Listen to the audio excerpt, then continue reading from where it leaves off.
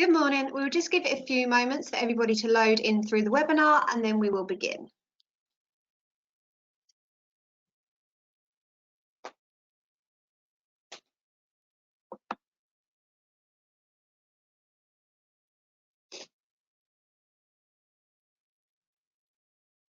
So, good morning and welcome to our Veterinary Physiotherapy and Animal Therapy Higher Education Programmes webinar. I'm Kaylee, I'm a graduate from Writtle and I now work within their marketing team.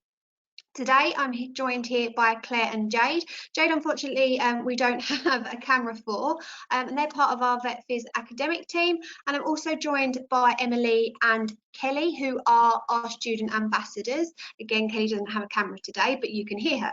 So before I hand you over to the academic team, I'm just going to give you a brief introduction to Writtle University College and why it's a great place to study. So firstly, what to expect from today's webinar. As I say, I'm going to give you a brief introduction to Writtle. You're then going to get a detailed understanding of the courses that we offer in veterinary physiotherapy and animal therapy. You're also going to be able to get a student's perspective of what it is like as life as a student at Writtle. You'll see our facilities and then we will answer any questions that you may have. Please do feel free to put through your questions on your control panel on the right-hand side. So, why come to Writtle? We have a long-standing reputation for land-based courses since 1893. We are located in rural Essex, we are close to Chelmsford, and we have some great transport links. We are a small and specialist institution, friendly, welcoming and supportive. And we have a great community feel, meaning that we are an easy stepping stone on from school or college, or if you're looking to get back into education. And at Writtle, we offer a wide range of subjects and facilities, and we give the ideal blend of theory and practical learning. As well as a great academic team, we also have some fantastic support services, and they are there to ensure that you succeed and that you make the most out of your student life. So we are extremely proud to confirm our National Student Survey results, giving us a 92% overall student satisfaction, ranking us highest in our university sector institution in England. So we have some fantastic facilities. We are a large open campus of around 480 acres and we are surrounded by beautiful gardens and countryside. We have our dedicated equine centre, including our working stud facility. We have our Titchmarsh Animal Centre, home to around 250 different species of animal. We also have our Canine Therapy Centre, our 100-acre working farm. And on our main campus, we have our library, our careers advisory service, as well as our purpose-built higher education study hub. We have 14 halls of residence, and we also have our garden room restaurant, our time out cafe, as well as our Starbucks pod. Also on our main campus, we have our recreation and fitness centre, and these include our gym and free weights room. As well as this, we also have our design studios, our research labs, our glass houses, and our multi-faith room. So as I said, we have a great location. We are located in a beautiful Essex village. And within Writtle, you'll be able to find a co-op supermarket. There are also various pubs. There's famous Tiptree tea rooms. And we also have our doctor's surgery and a pharmacy. And there are also a few restaurants. But we are really close to Chelmsford, just 2 miles away. And if you want a day out from studying, you can come to Chelmsford and there is a fantastic shopping centre. We have trampoline park. There's also Everyman Cinema and a new leisure centre. Our student night outs take place in Chelmsford as well, and there are lots of different pubs and clubs, bars, and they're all there to satisfy all budgets and music tastes. If you're looking to kind of go away while you're studying, we are less than 40 minutes to London, just a 40-minute drive to Southend Seafront, and only a half an hour drive from Stansted Airport. So university is a big step in life, so living away needs to have that home from home experience. All of our halls are on our main campus, and we have 14 halls of residence with around 400 rooms in total. At Writtle, we offer a range of room options from a single room to a double ensuite, depending on your budget and your preference. We have our common room and lounge, and there's also a small kitchen there to make snacks and allow you to cook of a weekend. Included in your accommodation price is a meal allowance, and you can use this within our garden room restaurant, our time out cafe, as well as in our Starbucks pub. We also, time out is also sells groceries and snacks. Furthermore, we also have a laundrette on site, and this is used via an app on your mobile phone. And all of our first year students are guaranteed a place in our halls of residence. So there's a life outside of learning. And as well as great academic teams, there are also some fantastic support teams, from our learning support and our wellbeing teams to our student success team and our career support. We have a great welcoming students union, and they are there to help with the social life activities and to help the running of clubs. This year, things had to be a little bit different due to the pandemic. So we had to think of some COVID-safe entertaining. At the beginning of the year, we had some student union bar events, as well as some online fun activities. Students' Union is also there to help with themed fundraising nights, as well as helping out with societies, sports clubs and social nights. It is a small and friendly Students' Union team, and there are opportunities for you to get involved with this outside of your studying. So before I hand you over to the academic team, I'm just going to show you a brief video about Rittle.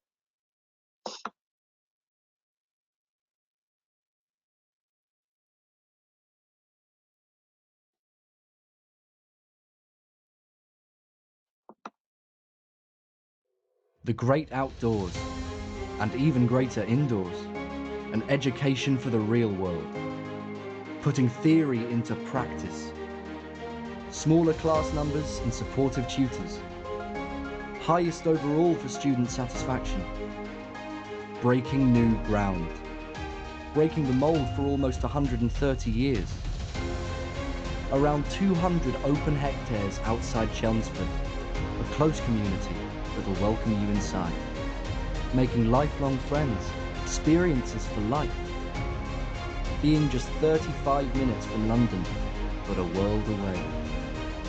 Discover our hands-on, industry-recognised courses,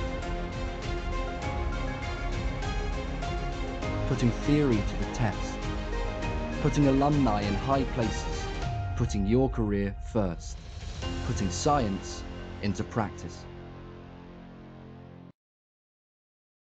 So that is just a whistle-stop tour of an introduction to Rittle. So now I'm going to hand you over to Claire, who is going to tell you a little bit more about the courses at Rittle.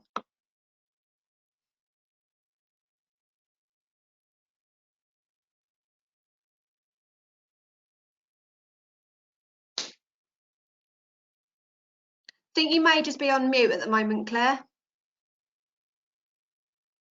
Sorry. That's the mistake of the day. Yes, so what I was saying was, you didn't miss much. Yes, as Kelly said, my name is Claire. I am one of the academic team for the Veterinary Physiotherapy course. We run a number of different therapy courses at the uni. We do single species courses for canine and equine, for which there are separate webinars. So if you're interested in those, then please do sign yourself up for one of those as well. And it's worth having a look at everything just to give yourself a nice, well-rounded picture of what we do offer. But as I said, I'm one of the academic team that work on the veterinary physiotherapy and animal therapy courses. We've also got Jade on the call today. So Jade and I work alongside each other and we co-manage these courses. So I manage the years 1 to 3, which is considered the undergraduate years. And then Jade manages the 4th year of our integrated masters, which is our master's year. As I said, I'm a member of the academic team. I'm also a therapist myself. I'm actually qualified as a chiropractor for both horses and dogs. And I do run a small, when I get the time, aside from working at the college, a small therapy business that has been established for around about 10 years now. So what you'll find from the staff that do work on these particular courses is they do have a lot of industry experience, and quite a lot of our members of the team will work at the college part-time and also run their own therapy businesses as well. So you get a lot of industry experience with the team that we've got here at Rittle. Before I go into the presentation, I just want to let you know that on our virtual hub, there is an extended version of this presentation, which gives you a lot more detail on the various different staff members that you will come into contact during the course. But what we've got today is a kind of a little snapshot of what the courses entail. So I'm aware that a number of you on the webinar today are looking for details on the MSc course. That will be in this presentation as well, but that's more towards the end. So please do just hang on for a little while and some of the information that we're going through in the early part of the presentation is pertinent to those courses anyway. So what we're going to be looking at first, sorry, I'm just struggling to get the presentation to move on.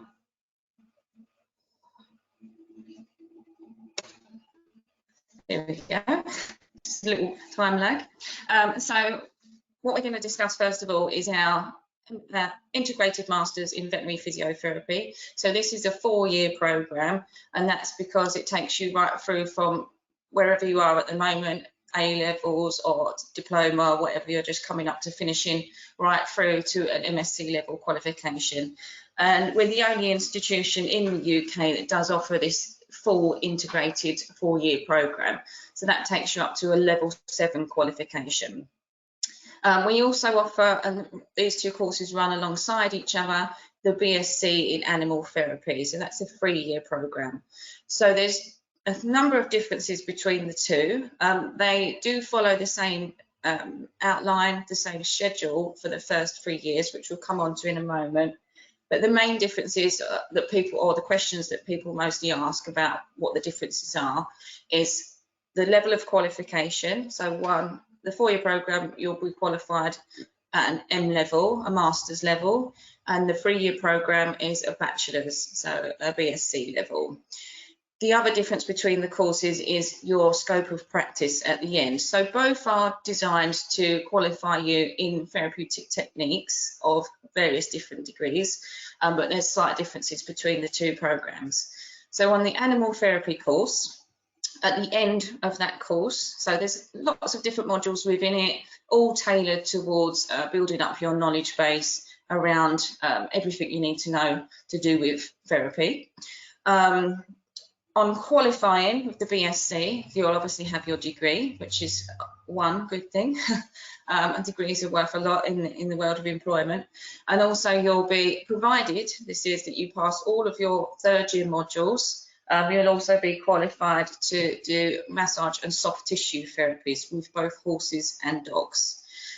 The MSc, so you will get a master's level qualification, or the MVetPhys, sorry, and you get additional techniques as well. So you'll be qualified in the soft tissue techniques at the end of your 3rd year, and then we also throughout the 4th year, which is a very clinical based year, teach you some additional techniques, which is our electrotherapies and rehab exercise. So you can, your scope of practice is slightly different depending on what course you take. So as I said just a moment ago, the course is very varied. It is obviously tailored towards producing you as a therapist at the end. However, we do cover a lot of different subjects. So it is, like all degree courses, designed to prepare you for the world of work. As I said before, there is an extended version of this presentation on the virtual hub, and it is worth having a look at, because when you get to this point in the presentation on there, we have got quite a nice video for you. I'm not going to play it today because it'll take up quite a lot of our webinar time, but please do go on and have a look. There's a montage of all the different things that we do on the course. All the footage in the video is taken from us, it's taken by us as lecturers during practicals and lessons that we deliver. So going on to what is actually contained within the course. So I'm going to show you the course structure for those two courses that I've just discussed. Those of you that are interested in MSc, please hang on. I'm going to show you the course structure for that in a moment.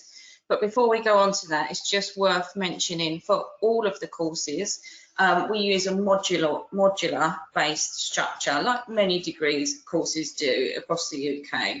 So we basically, you do a number of modules each year. The modules are worth various different numbers of credits. They tend to be either 15 or 30. So depending on the subject content and how the volume of content of a topic will depend on how big the module is.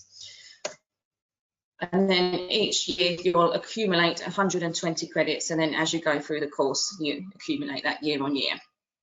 So in our first year, we have a number of kind of theoretical is basically the underpinning of all the various different knowledge bases that you'll need. So we do quite a lot of anatomy in the first year. So you do mammalian anatomy and physiology. That's everything in general, including internal function, because you do need to know these things. General health of the animal when you're going out into practice, and then functional anatomy, which is focused on the musculoskeletal system. You'll also do a second anatomy module in the second year as well. So this is applied anatomy. So it's taking your knowledge and actually putting it into a practical situation. So this is where we'll teach you more about location of different muscles, tendons, so forth, joints, and on the live animal. Okay, so it's taking your theory and putting it into practice. Because if you don't know how something works, you're not going to know how to intervene with some kind of therapy to improve a situation. We also do in the first year human-animal interaction. That's a nice module that started this year that looks at all different behavioural characteristics of both horses and dogs. So to give you an understanding of why animals behave in a certain way, and also how you as a therapist can intervene in the situation in a proactive way. Okay, you wouldn't be a behavioural specialist at the end of that module, but it gives you an understanding of your influence over the animal and how your behaviour can have an effect on them. Saddle fit and farriery. Most of our modules are split species, but sometimes there are topics that just apply to one animal, and obviously saddle fit and farriery is an equine based module. So you learn the basics of understanding how a saddle should fit. Again, you're not going to be a saddle fitter at the end of that module, but it's a big area of concern with a lot of owners of horses, and improper saddle fitting can cause quite a lot of problems as well. You also cover ethics of animal use. So this is, most students really like this module. There's a lot of debates that happen, a lot of discussion groups and various different things, basically trying to get you guys to form your own opinions about what the animal industry is, how people interact with animals, what is and what isn't appropriate. So that's usually quite a well-received module. And then you do a nutrition module as well. So again, this is giving you a basic understanding of what nutritional needs the animals have, and what feed supplements, feed types and so forth are out on the market, what is maybe good and not good in the current industry. Going into the second year, this is where you start with your research-based modules. So you have research methods in the second year, where we give you an understanding of what research is, how research is undertaken, what types of research are out there. And this is where you start to formulate your own ideas, because you have to do some research yourself during the whole programme. And you start to form your own ideas of what type of research you'd want to undertake. And that topic as such moves from the second year all the way through third year and fourth year for those that are interested in the integrated masters. So you'll learn about research in second year, you'll undertake a portion of research in your third year. There's various different projects that you can do under this capstone module, case studies, systematic reviews. You can do data collection research if you want to as well. And then from there, some students take the same idea and move it on to creating a data collection dissertation. Some students change their mind and look at a different subject. It's entirely your choice. But in the fourth year, we'll be expecting you to undertake a substantial piece of research. It helps you develop an understanding of research, and some of our students actually find the research modules really interesting and go on to do research themselves. So on qualification, you can look at other areas of employment, such as going on to do PhDs or going into research yourself. So coming back a little bit to our second year, exercise physiology. Again, this covers both species, gives you an understanding of how exercise influences the body. Because one of the things that you'll be doing as a therapist or potentially is rehab exercise. So you have to have an understanding of how that affects all of the systems in the body, not just the musculoskeletal system. And you also start learning about health and disease. So this is where you start learning about specific pathologies that you may come across when out in practice, because if you don't understand how the body works and how disease or illness or injury can affect the body, then you won't have a good understanding of how you as a therapist can influence those things in a positive manner. The other modules that we do this year, this is the year where we really get you started on your actual hands-on therapy. You do a little bit in the first year. We have a module called Introduction, it's actually called Introduction to Veterinary Physiotherapy now, where you start learning the basics of assessment technique and handling of animals for therapy. And then we move on, and in animal therapeutic techniques, you learn all of your manual hands-on therapies, so massage, range of motion assessment, palpation techniques, manual stretching, passive stretching, lots of different things within that module. And then second semester, which well, current second years are just moving into shortly. This is a module that I run, rehab and performance. So we look at all the exercise-based stuff that we can utilise for use on horses or dogs. And the rehab exercise is quite different between the two species, so it's quite a lot of variety of things we cover in that particular module. So we'll look at various different ways to exercise the horse, lunging, groundwork, ridden work, jumping, different disciplines and so on, and lots of different machinery that we use for horses, walkers, treadmills and so forth. And then similar for the dog, but obviously looking at different types of exercises as well that we do with dogs. And how we can utilise those different types of exercises to improve the musculoskeletal system or rehabilitate the animal from injury. You'll also look at starting some study on biomechanics. So this is the study of how the animal moves. So it's quite an interesting module. It's quite challenging. It's not just looking at horses running up.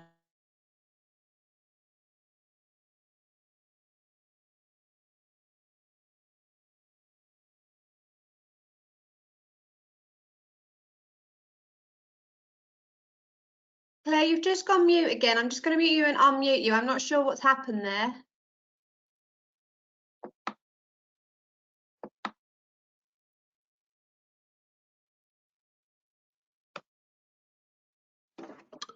Getting you to consider your place within the industry, what else happens within the industry, and various different other industry people that you'll be working alongside. Because as a therapist, you never truly work alone. You'll be consulting with vets, farriers, saddle fitters, trainers, hydrotherapists, whoever else is working with that animal.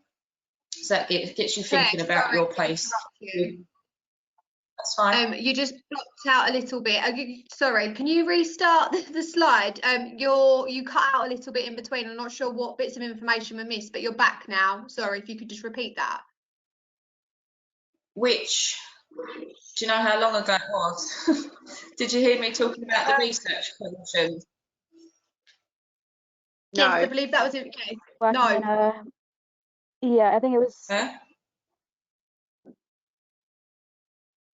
Anatomy. I think it was when you started on the working in a multidisciplinary team. I think it was. That's just where I'd got up to. So. Yeah, I think it was. Okay. Sorry. That's fine. Sorry, that may have just been my computer then. All right, no worries. Yes. So moving on to the third year, as I said, you'll have capstone project, which is your own piece of research. You look at animals in motion, so that moves on from biomechanics, so that just steps up that knowledge again. Sports medicine, quite closely linked to health and disease. So in second year, you learn about what various different health and disease elements come into play with both species. And then in sports medicine, you look more at how those things are actually dealt with. Pathophysiology, again, that moves on from health and disease. That just gives you another level of understanding of how pathology works in the body, various different diseases, how they, for want of a better word, attack various different systems in the body. And then business and client management. This is a module that's basically set up for those of you that would be doing the BSc and thinking about graduating at the end of this particular element of the course, how you're going to set yourself up in business. So that's quite a nice module. It's very much tailored towards what you guys would want to learn about business. It's not, oh, we'll teach about conglomerates and cooperatives and all things like that. It's tailored very much to setting yourself up in practice. So you learn about being a sole trader, various different accounting systems that you can use, how to market yourself, various different things like that. And then the final module, last but not least, of the third year is massage and remedial exercise. This is a very big module, hence why it's a 30 credit module. This develops your skills further from therapeutic techniques and rehab and performance. So in this module, we take all that knowledge, start bringing it together and start putting it into practice. So that's a very practical based module. It's one that I teach, and you'll be working with horses and dogs each week, basically assessing and treating the animals in a classroom situation. So under the strict guidance of myself and various other team members. So that's quite a busy module. And at the end of that module, you actually have a practical exam. So it's this particular module that gives you your soft tissue qualification at the end of the third year. So fourth year, we'll come on to that in a little bit more detail in a moment. It's a very clinical based year. You do a lot of, basically timing clinics. But within that, there are some structured modules as well, which you have assignments for. So biomechanics, injury and disease. This is a module that's run by Roberta, one of our staff members, and it brings together all the knowledge that you've learned in anatomy, biomechanics, and your pathology modules, and integrates those things. So it's fine learning them all individually, but you need to work out how one thing will have an effect on the other. So it looks at maybe a specific injury, then you go on to looking at the anatomy that's affected by that particular injury, how that then will have an effect on the biomechanical aspect or the movement pattern of the animal. So it links all of those things together. And then physiotherapeutic techniques and a clinical practice for veterinary physiotherapists. Again, this further develops your skill set and adds in those additional therapies that I was discussing right at the start of the presentation of your electrotherapies, prescriptive rehab exercise as well. And as I said before, you've got that large dissertation project, that's 60 credits of this particular year. So that gives you an idea of the volume of work, let's say, that is involved. So I've kind of gone through all the different year groups on the previous slide anyway. But what I would like to do is let Jade, who is our manager for the fourth year, give you a little bit more information on that particular year. Hi everyone. So the fourth year, like Claire said, is the year that basically we put all of that theory knowledge and practical skills that you've learned in years 1 to 3 together in the fourth year. So with this course, you will be able to go directly onto the RAMP register. So it's the only course in the UK that allows you that. And that's because of the clinical hours that you receive over the course of the year, but also in this final year. So we place you on clinical rotation. So this means that you'll be working and treating real life cases. So you'll be responsible in your team groups for managing our horses that are on the yard, but you'll also be taking part in our canine therapy clinics.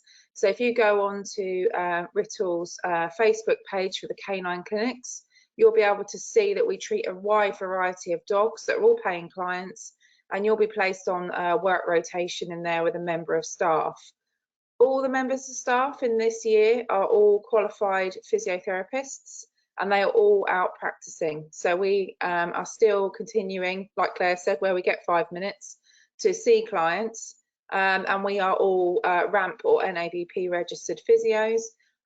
So we will be able to impart our knowledge onto you. So the first half of the year is basically getting you to drill your techniques and your skill sets and getting us to check that you're at the level we want you to be. And the second half of the year is basically where we say, right, here's a client, work it up, treat it, tell me what you want to do with it. So just like you would experience with human physiotherapy training, where you get placed on rotation within a hospital, we at Rittle found that that was incredibly invaluable to have you here on site and do that with you. So some of our competitors send you out for a gap year, and we felt that we didn't want to send our students out for a gap year. We want them on site with us. We have the provision on site for you to access the wide variety of animals that we need you to treat. So we wanted you on site so that you could have our skilled clinician team teaching you and overseeing everything that you did, to make sure that you're going to be a very successful therapist, sorry.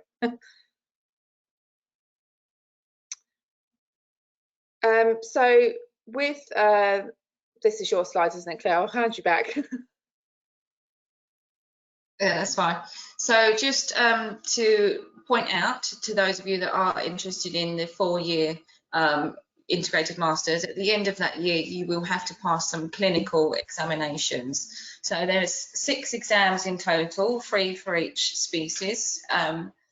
Some people get a bit concerned about doing practical exams. It's commonplace across many industries for clinicians, those people that are going to be out working clinically, like yourselves as veterinary physiotherapists, to perform practical exams at the end of their courses. So nurses, doctors, human physios, everybody that is a clinician of some sort will undertake what we call an OSCE, observed structured clinical exam, and you guys will have to take part in this as well.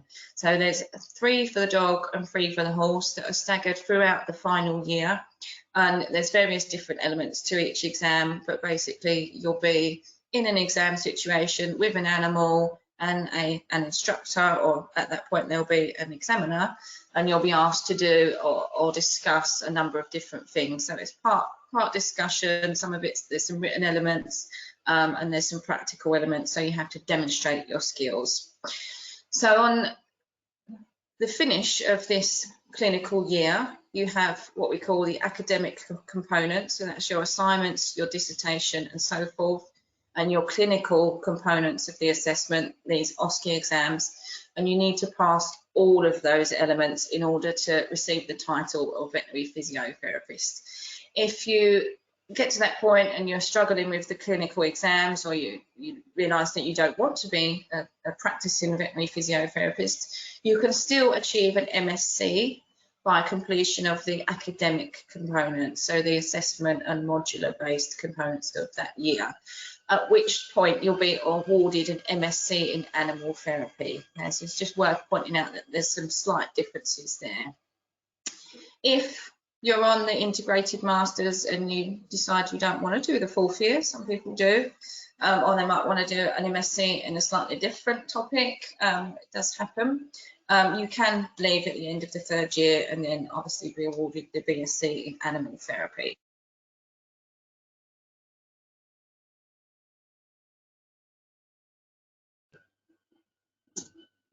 So I believe we have a little bit later in the webinar a video showing some of our equine facilities. So I won't dwell too much on telling you what we've got because it is coming up, but generally we have extensive equine facilities at Rittle, including a whole host of different things that you will be using during the veterinary physiotherapy course. You might think, oh, mechanical horse, yeah, we're never going to use that. You will, because you'll look at it from a saddle fitting perspective and looking at things like rider weight distribution on the saddle or on the back of the horse and so forth. Some people even use it for some of their dissertation studies on looking at saddle or things like changing stirrup position and how it affects the distribution of rider weight. We have a number of different stabling options. You can, if you want to, bring your horse as well. So we do offer various different livery options as well. And there's also the opportunity to join the Equine Academy, which is where basically those riders that are interested in continuing to compete during their time as a student can put their horse into the academy. So you'll be there with your own horse, and you'll get specialist training from our equitation coach, which is Jane Hart. So if you're interested in that, please do let us know, and we can send you on some specific information on the academy. I will go through the canine facilities in a little bit more detail, because unfortunately we don't have a video for the canine facilities. We was just scheduled to film it in March last year, so you can obviously see why it never got done, because the COVID situation happened. So at some point we will be producing one, but for now I will just detail what we've got at our Titchmarsh Centre. So we have a hydrotherapy suite. So this consists of a pool. Our pool is actually, it looks like it's very shallow here. It's not, it's sunken into the ground, and it's a heated pool with jets. So you can put the jets on to increase the demand, the physical demand on the dog if needs be. In your clinical year, in that final 4th year, you will be expected to be in the pool with the dogs at various different points. We do also offer, so under the veterinary physiotherapy course, you will be given a working understanding of how hydrotherapy integrates with rehabilitative exercise, and given an opportunity to get some experience doing that. You're not actually qualified as a hydrotherapist within the veterinary physiotherapy banner. However, we do offer additional bolt-on courses for hydrotherapy as well. So that's another element that we offer as well. Within the hydrotherapy suite as well, we also have our underwater treadmill, or you can use it dry as well, and it's got an incline on it, so you can set up various different levels of difficulty for depending on what rehab case you've got in. So it might be very easy for maybe if you've got a neurological dog that's struggling with gait pattern, or it might be we might set it up in a way to target muscular strength, or there's lots of different various options, range of motion. There's loads of different things that we can do with our various different hydrotherapy elements. On the other side of that building is what looks like just a great big hall, which is our training room.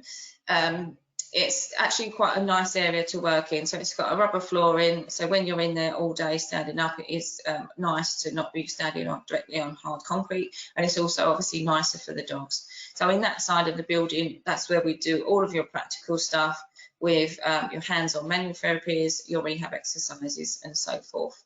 At the back of these facilities as well, we also have some kennels, which we sometimes utilise various different ways.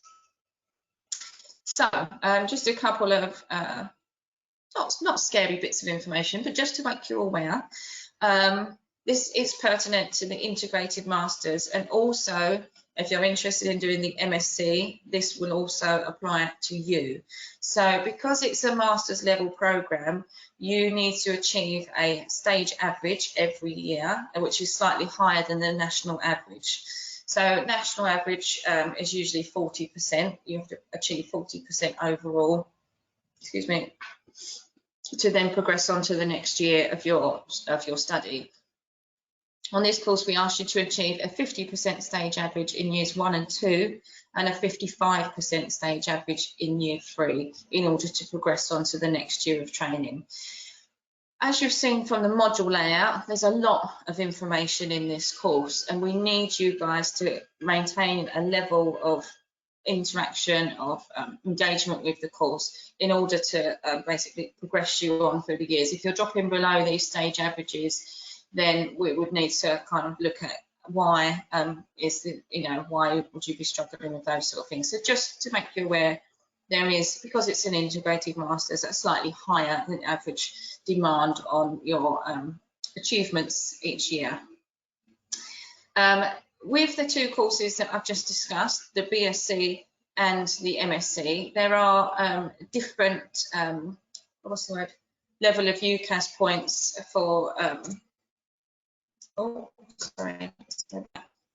entry levels. So for entry to the BSc, you need 96 UCAS points in order to qualify, and for the integrated masters, it's 128. And again, that's because you're signing up straight onto a master's level course, so there is a slight difference there.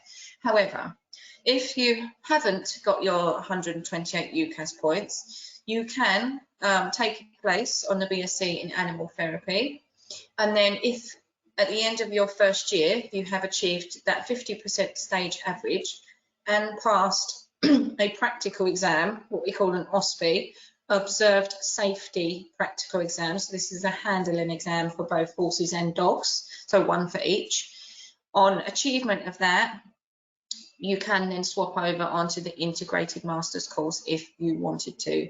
That opportunity only happens at the end of the first year, not second or third year. So if you are looking at the integrated masters and thinking, oh, it sounds really nice, but I'm not sure I'll be able to get onto it, please apply for the animal therapy.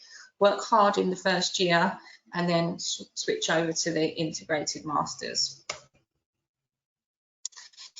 So as I said, the courses are very much tailored towards producing you as a therapist at the end. However, you will be also achieving either a degree or a master's level qualification, which in itself is a big achievement.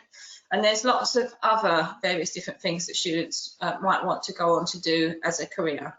You can go on to further study, as I said before, PhD, down the research route. The qualification also gets you, qualifies you to enter the veterinary degree on an accelerated program. And there's a number of different, these are just suggestions of things that you could do at the end of your particular training, if you didn't want to set yourself up as a self-employed veterinary physiotherapist. Sorry, siren, just going past the house. Yeah.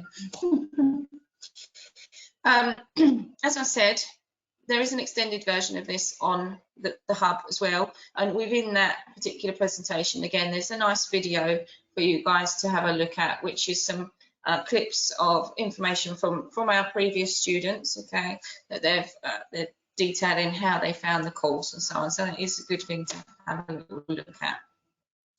As I said, there's different levels of UCAS points for entry to the different courses, and that is because one is MSc, one is BSc. In addition to your UCAS points, we also ask you, I know it's not easily achieved at the moment, but this is generally, we'll come on to a little bit more detail on this in a minute, have done for a number of years, asked you to gain some practical experience with both species before you start the course, okay? And we outline number is 150 hours for horses and 100 hours of experience with dogs, and that applies to those of you that are interested in the MSc as well. The reason why we like students to gain some level of work experience with both species before they start the course is because, as you've already seen from the course outline, you start straight in, yes, you're getting straight on with it. We need you to be fairly confident with handling animals right from the start, because we've got so much to teach you right from the first year that we haven't got time to also teach you how to handle a horse or a dog, okay? And we find that if students aren't confident with their handling, they tend to focus on practicing handling and not actually practicing what we're teaching them. So rather than practicing their massage technique, they're, you know, getting in a little bit of a confused state with what to do and how to handle the horse and so forth. And that's also why we have that behaviour module in the first year as well, just to bring your knowledge on a little bit of how you should be interacting with animals, how you can influence their situation in a positive way, and help with any behavioural problems that you run into. I know a lot of people will ask, what are we going to do now with regards to work experience? What I have been telling all students, and when you put in your application for the course, you don't have to have completed the hours on application. Do the best that you can to try to secure yourself some work placements. And when it comes to the time of it, usually in August, I go through all of the applications and look at them on an individual basis. So don't think to yourself, oh, I haven't got the experience, I'm never going to be able to get it because I can't get work experience during a COVID situation. We are working within that confined at the moment. Okay, so in an ideal world, you would be able to achieve these hours. If you can't, still put your application in. And what we've done for the current first years that were also dealing with this situation last year before they started in September, is those that have been under their experience hours, we've offered them additional tutorial time at the college with our college horses or with the dogs that we bring in for the practical sessions. So in an ideal world, you would try to achieve this. If you can't, please don't panic. Please still put your application in, and then you'll end up having a discussion with me on your level of experience if it's under the hours, and we'll talk about whether or not we feel like you've got the experience needed for the course, or if on entry you need some additional help. Okay. This is basically just gives you an idea of the kind of qualifications that you need to achieve. I'm sure you're all more than aware of what courses you're currently on and what UCAS points that does give you. If you're unsure, you can also always go onto the UCAS website and go onto their points checker system. You basically type in your qualification and then it brings up a little number of how many points that will give you. We're not going to do questions yet. Because we're going to do questions at the end. And for those that have patiently waited for the MSc information, it's now your turn. So those two courses that we've just discussed, they're full-time courses. You'll expect to be, you normally end up with getting taught about 3 days a week, but it depends what year you're in and so forth. But you would be expected to be available Monday to Friday during the week in order to complete those courses. The MSc is a different qualification, so we offer a MSc only. So this is MSc level. It doesn't include that undergraduate study, and this is available on a part-time basis. I say part-time jestingly. Having done an MSc myself and having worked on this MSc, it will consume quite a lot of your time. Okay, so just be prepared that it is. Studying at part-time at MSc level is quite a commitment. So this is our postgraduate program.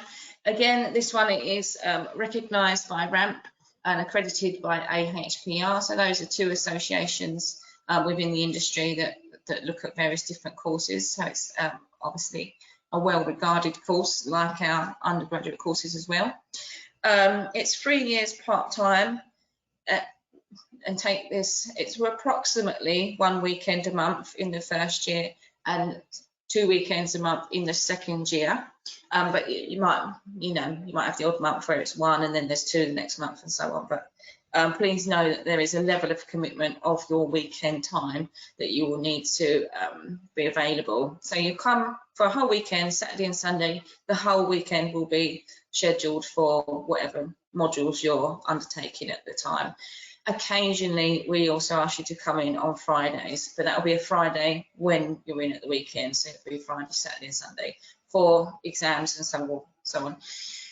You'll get all of the dates at the start of the semester anyway, so if there are some Fridays in there, you'll know in September, and then, you know, before you'll have plenty of time to, you know, book a day's annual leave and so forth. For entry to the course, you need to be already qualified at BSc level to go on to your master's level, and you need to hold an animal-related BSc, and that needs to be at a 2-1 level, okay, for entry. Again, we ask for experience in both horses and dogs, as much as you can possibly achieve in the current situation, and you will be asked to I'm not sure if this, don't quote me on this, because I'm not sure if this is happening now that the COVID situation is current. We used to ask all prospective students to come for an face-to-face interview on site and do a little practical assessment. I believe now we ask you to film your practical assessment, which is yourself demonstrating that you can put a bridle on a horse. It's a basic handling practical, and I think the interviews are carried out by teams, so actually you don't have to come on site for those anymore. You're completely right, Claire. Is that right? Yeah. Yeah, that's correct. Yeah. Cool. So this is the outline of your particular program if you're interested in the MSc. So the first year is pretty much all theory. So advanced functional anatomy, that's actually one of my modules. It's quite fun. We look at lots of different anatomical systems.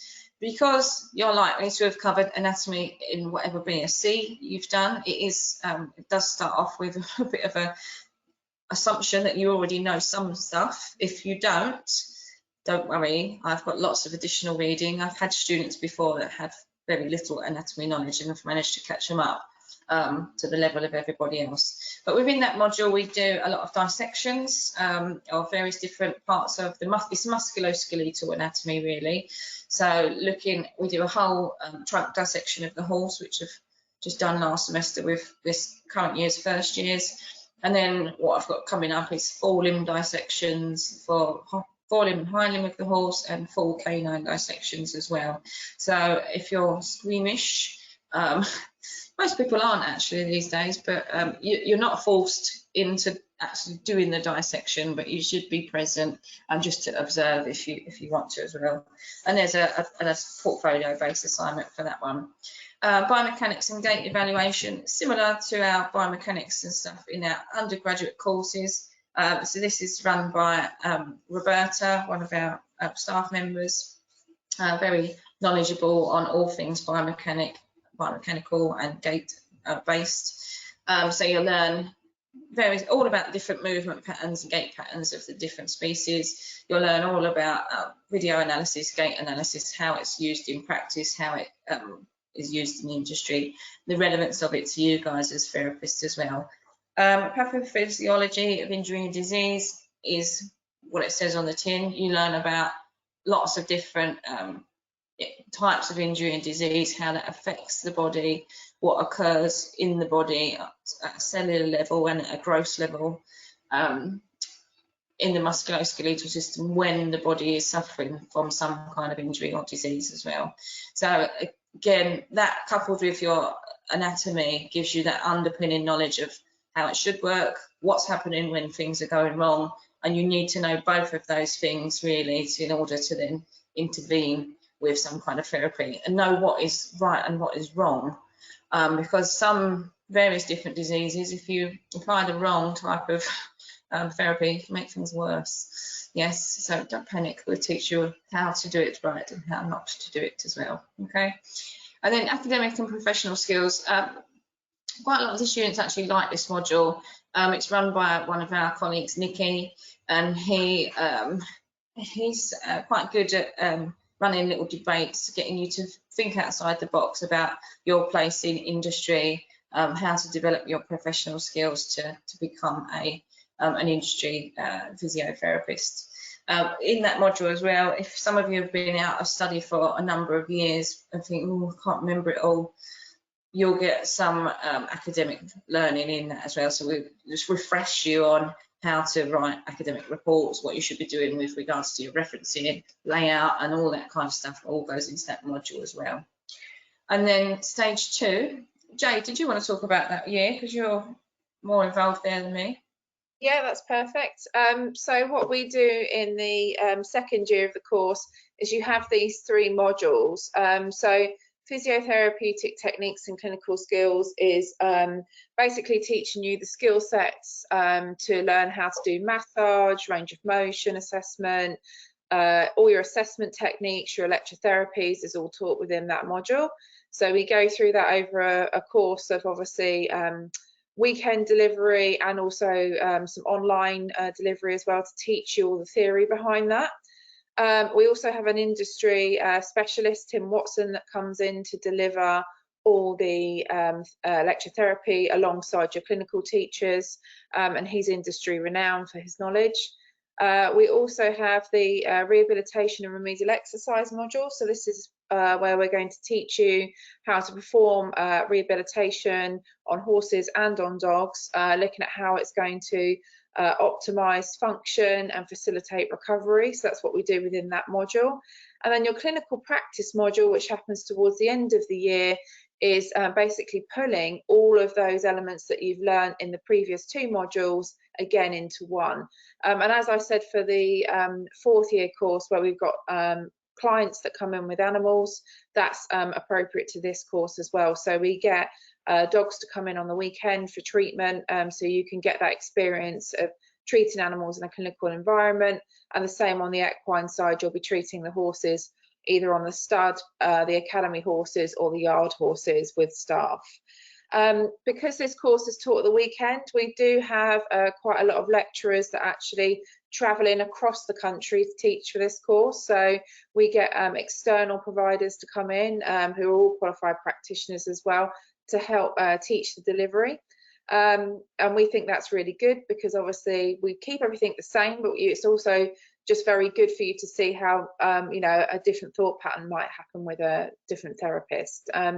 So it's a good year. It is quite a full-on year. There's no getting away from it. You have 6 assignments within this year, which are set fairly close together. But obviously that is the demands of an MSc course, and obviously the level that we need you to be at. Within this year as well, you'll have your OSCE exams, which Claire spoke about for the 4th years. Those are part of this MSc year as well. So you'll have, again, 3 exams per species, just assessing your practical abilities that we've taught you in class. So it's nothing that we haven't prepared you for. You get mocks and you get chances to have a go at the exams before you actually do them. But like Claire said, it's an industry standard that we need to be able to assess your practical skills through a structured examination, OSCE. And then at the end of this year, should you be successful and have gained all credit and passed your OSCE exams, you will be able to practice. So if you want to go on and do your dissertation year, it's not compulsory to do your dissertation year, but we do find that most students do want to go on and get that MSc title. You can then progress on to the dissertation year, but after that 2nd year, we give you a letter so that you can go and seek insurance and also join either RAMP or AHPR or NAVP to practice. So you can actually start to get out there and build your business. And we actually find that's of benefit, because then students go out into the workplace, start to see some cases and think, this is actually what I'd really like to focus my research on before going on to that dissertation year. So within the dissertation year, you would be provided a tutor who will be your point of contact. You come up with an idea with your tutor about what you'd like your dissertation to be about, and then obviously we facilitate and help you in writing that dissertation and also constructing your study design. So if you're wanting to look at a certain aspect, you do have the resources on site for you to come back and access to complete that dissertation. So if you're needing to use yard horses to do your dissertation, that's absolutely fine. And equally, if you're needing to use the hydrotherapy facilities or something on site, again, that's fine. And we facilitate that in that dissertation year. So yeah, that's 2nd and 3rd year. Thank you. I think,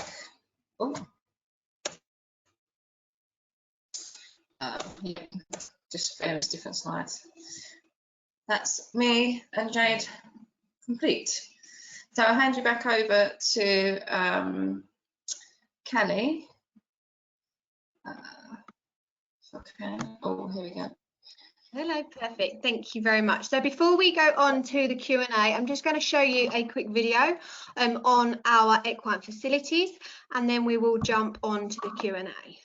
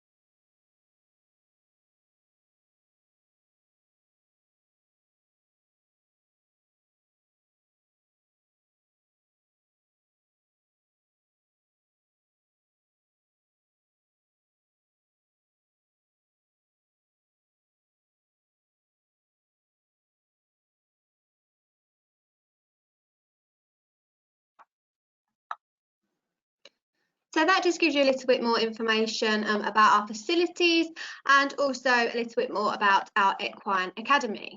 So we are now going to take you through to the Q&A session. But firstly, before I do that, I just want to show you a little bit more where you can get some more information. As Claire said earlier, we have our virtual open day hub.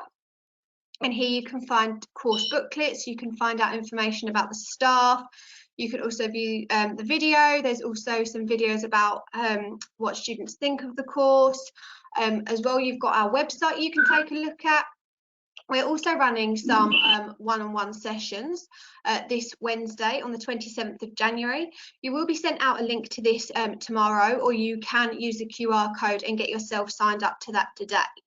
We also have our new 360 tour photos that are on our website, and that just shows you a little bit more. Obviously, we can't allow you on to visit us at the moment, so this is kind of our next best thing.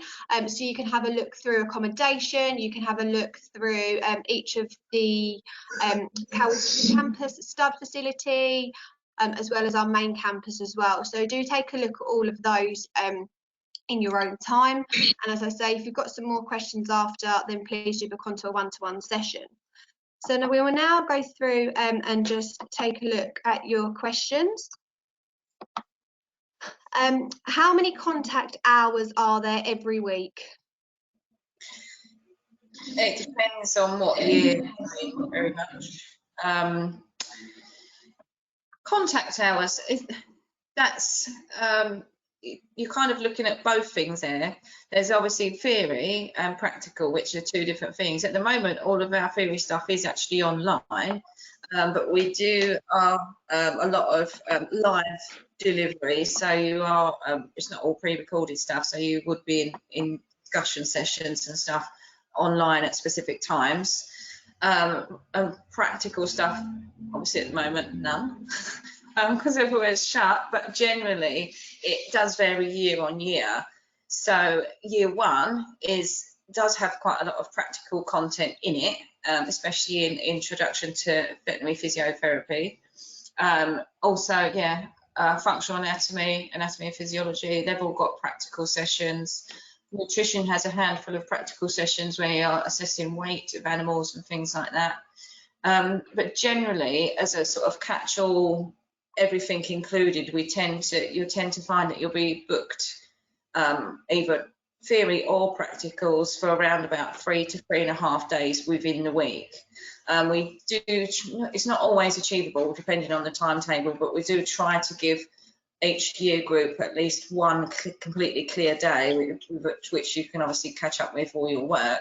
But the idea is that it is a full-time course, so even when you're not scheduled, you should be working on your assignments anyway. But generally, depending on which year, but roughly 3 to 3.5 days of scheduled time, either practically on or online for theory.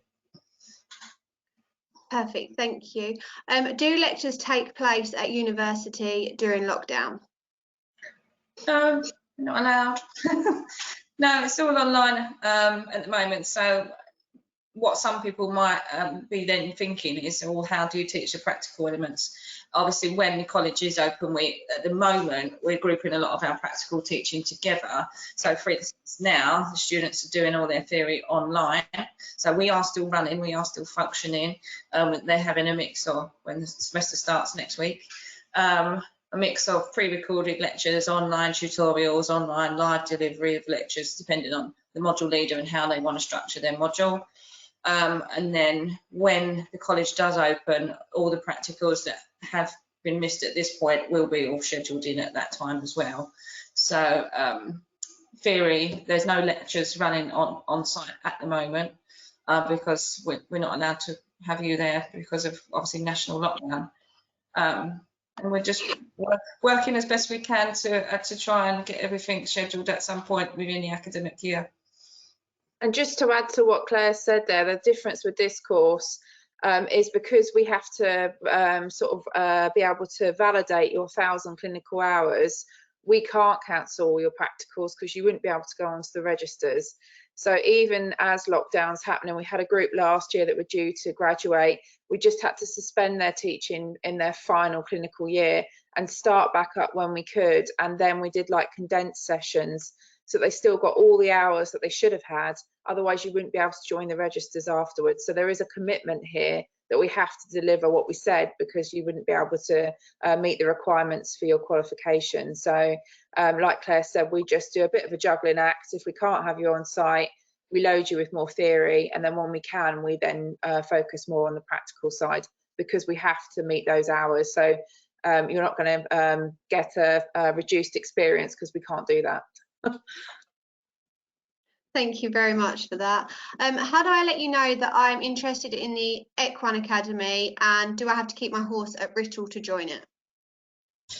I think there's details on the website of how to apply for a place in the academy. There's an application form which gets sent to Jane, the lady that was in the video, and she'll contact you direct with regards to discussing your suitability for, no, that's maybe the wrong word, that implies that you wouldn't be allowed. No, discussing whether your the Equine Academy is for you. It is a commitment. Okay, Jane is a bit of a taskmaster. She will have you doing not just riding. Yeah, she's got you on Pilates, all various different exercises, all good for your riding. But there is a level of commitment, so you'll discuss it with Jane after you've filled in your application form.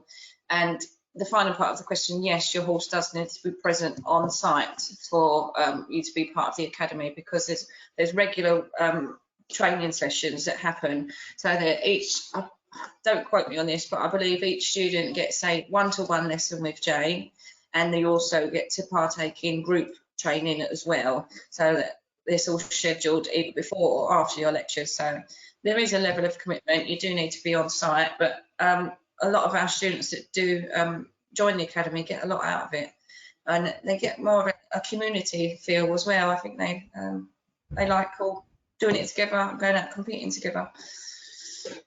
Perfect, thank you very much. I will try and get that link to you by the end of the webinar on how to get onto the Equine Academy. So I'll just start off with the next question. I'll try and grab that link for you. For the MSc, do you take students from a sports therapy degree? It's an equine sports therapy degree or a human sports therapy degree.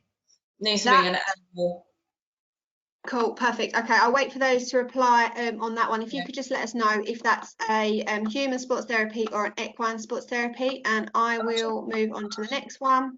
If I just sort of give you a bit of information that might help, we do tend to ask for a animal-based degree program, but because it's a human therapy, or it could potentially be a human therapy degree, that's something that I think you'd be better off booking a one-to-one session with the course manager for the MSc to discuss. So that we book in with Robin, so he'll be able to answer that a bit more clearly for you.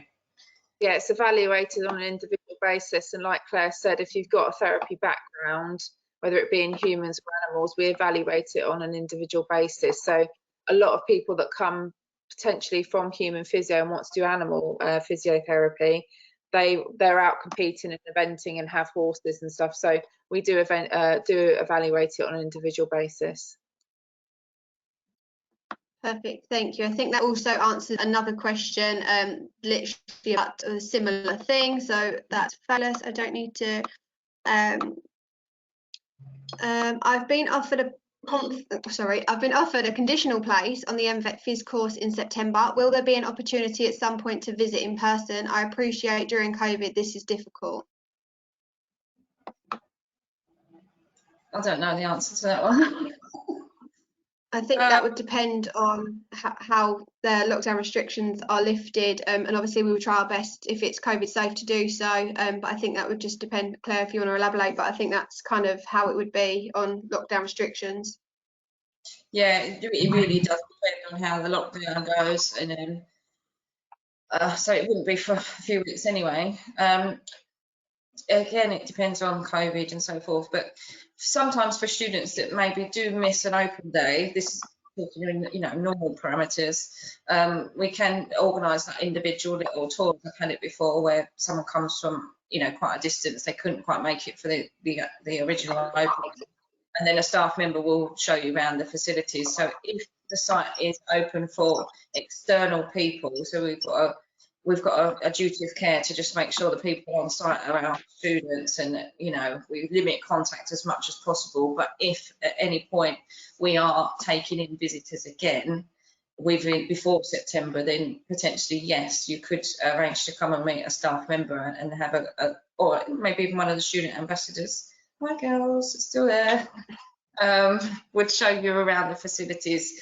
But visitors to site is I'm going to be honest now, is going to be the last thing that restores back into place, because we need to get students back on site first. Our current students are the priority, and then limit the social contact. But if Boris says different in a few weeks' time, then we can rethink it. Perfect, thank you. Do we touch on any other species during the course, e.g. cats? No, essentially. Learning theory will be, you will be able to apply the theory of whatever you learn to any species. Like myself and Jade, sometimes you do get asked to go out and work on different types of species, and you will be able to transfer your skills to treat different types of animals. But actually what we deliver during the course is 50% horses, 50% dogs. You do get a final assignment. Sorry, go on, Jade. Sorry, you do get a final assignment in the 4th year that is based on a cat. So we do test your theoretical knowledge and how to transfer that over from the dogs. We're currently looking at making our canine provision site down at TC safer to take in feline patients, because we need a double door entry should they escape. And that's the reason currently why we can't have cats on site. We do get asked all the time through our canine clinics whether we can have cats. So it is something that we're looking at, but like Claire said, predominantly the course is canine and equine, but you can transfer those canine skills once you've graduated on to feline patients. Just you might need a layer of Kevlar to do so, but I was going to say, I didn't feline patients. Cats are a challenge. Yes, perfect. definitely. Thank you very much. Do you need to apply separately for the BSc Animal Therapy in case you don't get the 128 UCAS points for the MVet Phys, or is there the opportunity to transfer after results are received? Yeah, so most people do one application and put 2 choices on the application, but if you're applying for the integrated masters and you don't achieve your UCAS points at the time when the results are released, then I myself go through all the applications that haven't achieved that, because we get sent the figures as well, and then I'll contact you and ask you, did you want to take the BSc in animal therapy instead? So we usually give you, if you don't reach your UCAS points for integrated masters, we pretty much automatically offer you a place, as long as you've got the points for the BSc, to go on to that one. Perfect, thank you. For the application video, are we only expected to show bridling a horse or other skills as well? Jade, do you know the answers? I think it's just bridling, but is there anything else I should ask to do, Jade?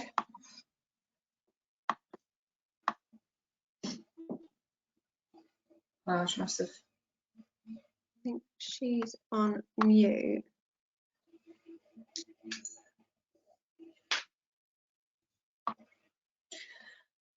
Maybe she's having a Jade, are you problem. back? Yeah, I'm back. Yeah, sorry, what was the question? My sound cut out.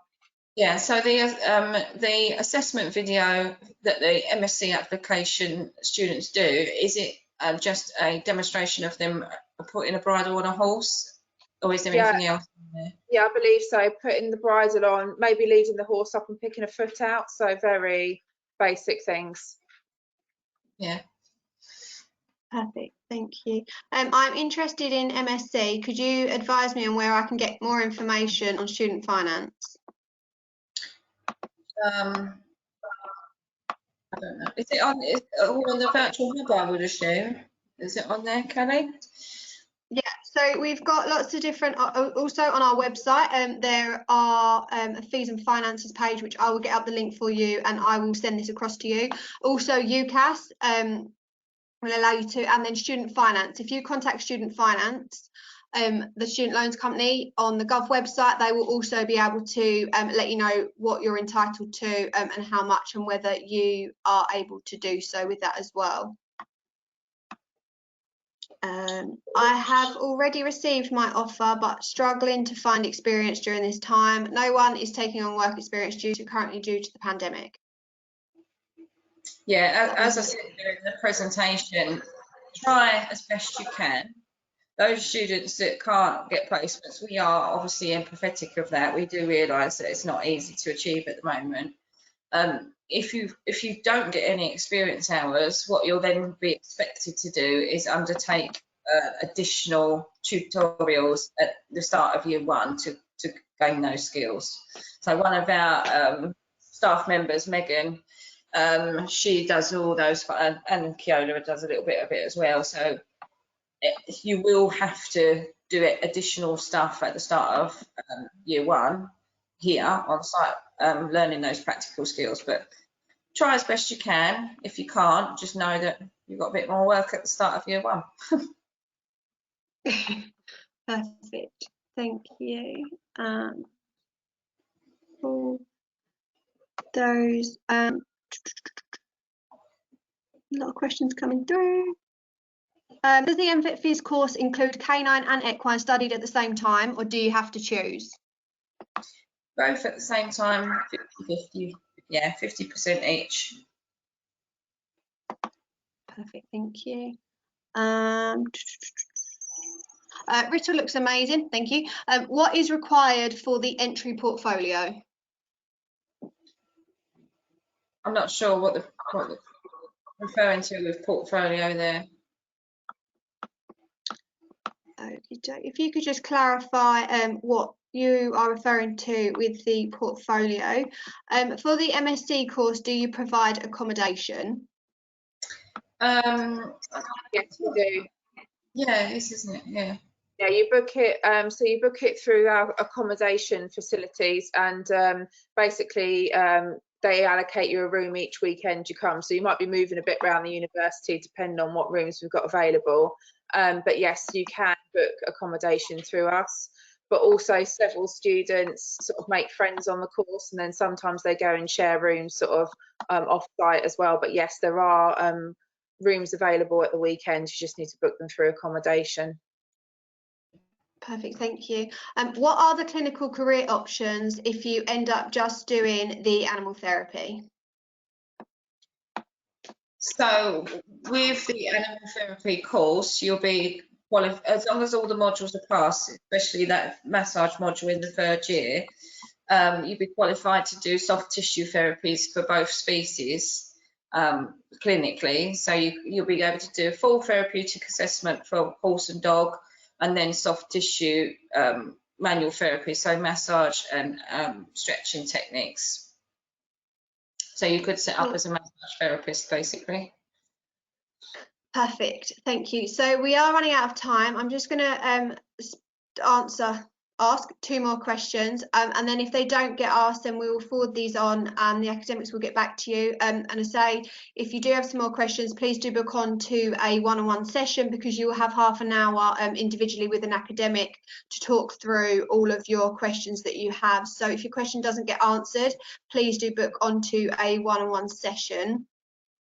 How do application requirements differ for international students without an IB? Jay, you know the answer to that one? Yep, so again, what we do is if you submit your application, what we do is we look at what points you would have achieved sort of on an international basis, and look if it meets sort of the UK requirement for roughly a 2-1. We've had students from Latvia, Spain, etc., complete the MSc. So we just look at it on an individual basis. So please apply, put down the qualifications that you have, and we can look at the scoring system for you. Fabulous, thank you. So this last question, I'm gonna give over to our student ambassadors. I know, well, I don't think either of you applied here, but I'll read it. I've received an offer from Writtle, and I've also Harper Adams for Vet Physio. Do you have any students who have also considered Harper Adams? Why did they choose Writtle? What sets Writtle apart? Girls, if you just want to talk about why you chose Writtle and kind of talk about your experience, and then we'll leave the webinar on your answers. Yeah, I mean, I was also considering Harper Adams. I went there for an open day. It was my favorite for a very long time. And then I came to Writtle on an open day. It was completely out of the blue. I stumbled across the course completely by accident. And I don't know Essex. I'm about 3 hours away, so it was a completely new area for me. But I got onto the site, and I think it's a certain feeling that it gives you. It's that everybody cares, everybody wants to, you know, support you. It's that kind of community feel that I didn't really get from Harper Adams. I think it's very dependent upon the individual person. I mean, you might have had that experience at Harper Adams, but for me, I think it was being on site. It was meeting all of the staff and the lecturers and people from the wellbeing team and everybody that really wanted to help, and you could tell that just from like one conversation with them. And I knew that that's why I wanted to be at Writtle. And it was also kind of the scenery and the fact that we're in rural Essex. It's a beautiful scenery. It's a lovely location, and it really suited me down to the ground. And then of course I went and I saw these wonderful like pieces of equipment they have, like the hydrotherapy center for the canine, and they've got the yard full of lovely horses that you can work with on a daily basis. And I think it was just that wonderful kind of homely feel that I got from that, because like for me, I feel like I needed to be somewhere where I was comfortable and I felt at home, and I knew that I was going to be supported, because university is a scary transition. You know, it's a big leap to make. So you know, it's making sure that you choose what's right for you. And I think Writtle gave me that feeling immediately, and that's why I chose Writtle. Yeah, linking to what Emily said, because Writtle is such a tight little knit campus, you do get to know your lecturers and your lecturers get to know you, which gives it that kind of personal touch. I personally chose Writtle because of the MSc course. As you probably already heard in the seminar, it's the only ramp accredited one. So the facilities and that kind of training you're getting is better than that of Harper Adams. And I think there's one other university that does vet phys. It's been a few years, but yeah, I love the course. I wouldn't change it for anything else. And I personally live in accommodation, and it works for me, you know. So that's why I chose Writtle, and I haven't regretted it at all. Excellent. Thank you very much. Sorry. Sorry. Just to kind of add on from sort of like the lecturer's perspective, I've worked at Harper Adams as well, and the thing that so attracted me to come and teach at Writtle long term is the facilities. We do have a large yard on site, and we do have the canine facilities, and the fact that we do offer the only MSc in the UK that's integrated. And the fact that we do have such a good NSS result as well. And that's what made me come and work here, because I just love the facilities and I just thought it was a great campus. And also I liked the more personal feel, because I thought I'd get to know my students better and get to know what they really need with regards to their teaching and their education. So, yeah. Thank you. Yeah, Writtle is just an amazing place, regardless of what you study and what you do. So hopefully you've all taken something from that. So unfortunately, we have now run out of time. I have just put the QR code back onto your screens, as you can see. So just while we finish this bit off, if you do want to book onto a one-to-one, if your question hasn't been answered, so apologies for that. We have had quite a few great questions come through. Unfortunately, we've just run out of time, so please do book onto a one-to-one session and get those answers, get those questions answered for you. And also, Kelly just mentioned about accommodation. She lives on site. If you are considering this, we are running student life webinars tomorrow. So please do book onto those if you would like to learn a little bit more about life as a student. If you have any finance queries and you want to know a little bit more about student finance, and also about living at Writtle during your study times. So that is it from us. I'm just going to show you a short video on how to access our virtual open day hub. Again, where you can find out a lot more information about the courses, staff, etc. So thank you very much for joining us this morning. I hope you have a lovely weekend, and hopefully we will see you in September. So thank you, and that will be it from us.